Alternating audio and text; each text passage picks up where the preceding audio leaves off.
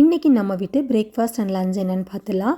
லஞ்சுக்கு இன்றைக்கி வெஜிடபிள் பிரியாணி குக்கரில் செய்ய போகிறேன். ஸோ பட்டை, கிராம்பு, ஏலக்காய், பிரிஞ்சி, கல்பாசி, ஸ்டார் அனைஸ் எல்லாமே போட்டு நம்ம தாளிச்சிட்டு வெங்காயம், இஞ்சி, பூண்டு போட்டு வதக்கி தக்காளி பழம், பச்சை மிளகாய் ஸோ அதையும் போட்டு வதக்கிக்கலாம்.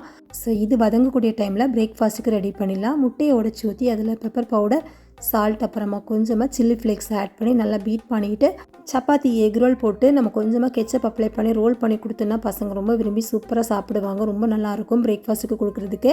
முன்னத்து நாள் நைட்லேயே கட்லெட்டுக்கு கொஞ்சம் ரெடி பண்ணி வச்சுருந்தேன். அதே மாதிரி வெஜிடபிள் பிரியாணிக்கான காய்கறி எல்லாமே கட் பண்ணி கொஞ்சம் ரெடி பண்ணி வச்சதுனால காலைல சமைக்கிறதுக்கு கடகடன்னு ஈஸியாக இருந்துச்சு. ஸ்ட்ராபெரி ஃப்ரூட்டு பார்த்திங்கன்னா இந்த குளிர் சீசனுக்கு இங்கே நல்லாவே சீப் அண்ட் பெஸ்ட்டாக கிடைக்கும். ஸோ இப்போ அந்த ஃப்ரூட் கொஞ்சம் சீசனாக இருக்கிறனால காலையில் அதை யூஸ் பண்ணி பசங்களுக்கு ஸ்மூத்தி மாதிரி செஞ்சு கொடுத்துருந்தேன்.